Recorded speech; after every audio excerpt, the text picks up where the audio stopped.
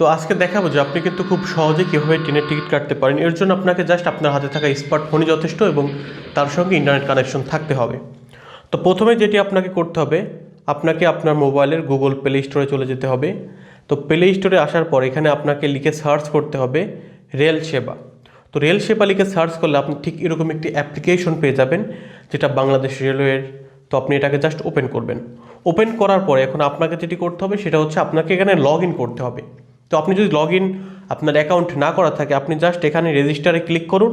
এখানে আপনার full name, mobile number, এখানে আপনার ফুল নেম দিবেন, এখানে আপনার মোবাইল নাম্বার দিবেন, এখানে আপনার এনআইডি কার্ডের নাম্বার দিবেন, এখানে আপনার ডেট অফ বার্থ দিয়ে ভেরিফাই করলে আপনার কিন্তু রেজিস্ট্রেশন হয়ে যাবে।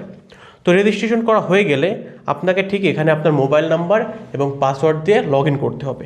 তো এখন যদি আমি আমার এখানে মোবাইল নাম্বার এবং পাসওয়ার্ড দিয়ে জাস্ট লগ ইন করি, তো আমার অ্যাকাউন্ট করা আছে, এই জন্য আমি জাস্ট এখানে পাসওয়ার্ড দিয়ে লগ ইন করে নিলাম। আপনার অ্যাকাউন্ট করা না থাকলে আপনি জাস্ট রেজিস্টারে ক্লিক করে আপনার ইনফরমেশন দিয়ে রেজিস্টার করে নিতে পারবেন।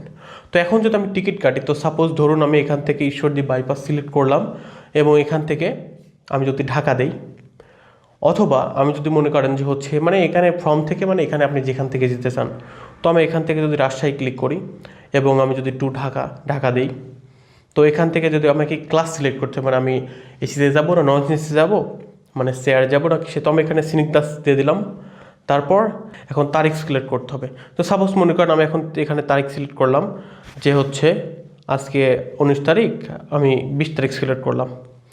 20 তারিখ সিলেক্ট করার পর অথবা 21 তারিখ সিলেক্ট করলাম, করার পর যদি আমি সার্চ ট্রেনে ক্লিক করি, তো সার্চ ট্রেনে ক্লিক করলে দেখতে পাচ্ছেন এখানে কিন্তু যে অপশনগুলো রয়েছে সেগুলো কিন্তু চলে আসছে। তো দেখতে পাচ্ছেন এখানে আছে মধুমতি এক্সপ্রেস, তারপর আছে বনলতা এক্সপ্রেস, তারপর হচ্ছে আপনার silk city express, Padma express, ধূমকেতু এক্সপ্রেস।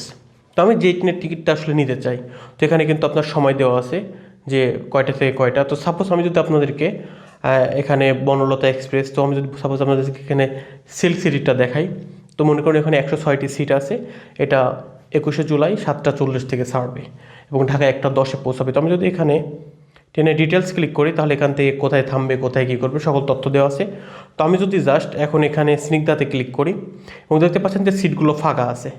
তো আমি যে সিটগুলো আসলে কাটবো, এখানে দেখতে পাচ্ছেন এগুলো সোল্ড হয়ে গেছে, যেগুলো হলদে কালারের, আর সবুজটা হচ্ছে কেউ এখন ইন প্রোগ্রেস রেখেছে, মানে টিপ দিয়ে রেখেছে, এটা উপরে দেওয়া আছে। তো সাপোজ আমি মনে করেন যে হচ্ছে 4টা সিট নিলাম। তো নেওয়ার পরে জাস্ট কন্টিনিউ পারচেসে ক্লিক করব। করার পর এখানে আপনার মোবাইলে একটি ওটিপি আসবে, এই ওটিপিটা আপনাকে টাইপ করে দিতে হবে। তো আপনি যে নাম্বার দিয়ে রেজিস্ট্রেশন করবেন সেই নাম্বারেই ওটিপিটি আসবে। তো আমাদের ওটিপিটা চলে আসছে, আমি একটু ওটিপিটা চেক করে নিই। তো ওটিপিটা চলে আসছে।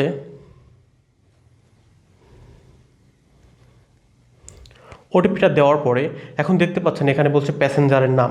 তো এখানে আপনাকে যে আমি যে 4 জনের টিকিট কেটেছি সেই প্যাসেঞ্জারের নামগুলো এখানে দিতে হবে। তো প্যাসেঞ্জারের নামগুলো দিয়ে দিলেন। তো এখানে যদি কেউ চাইল্ড থাকে, তো আপনি এখানে যদি আপনার কোনো বাচ্চা থাকে, তো সেখানে বাচ্চা সিলেক্ট করে দেবেন। টাইপ করে দেওয়ার পর যদি আপনি এখানে নিচে প্রসিডে ক্লিক করেন, তো দেখতে পাচ্ছেন এখানে কিন্তু আপনাকে দেখাবে আপনার মানে কত টাকা দিতে হবে, আপনার টাকার পরিমাণটা কিন্তু দেখতে পাচ্ছেন এখানে সকল দেওয়া আছে।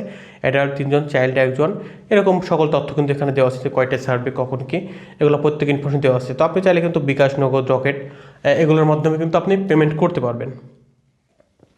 তো চলুন আমরা এখন পেমেন্টটা করে দেই।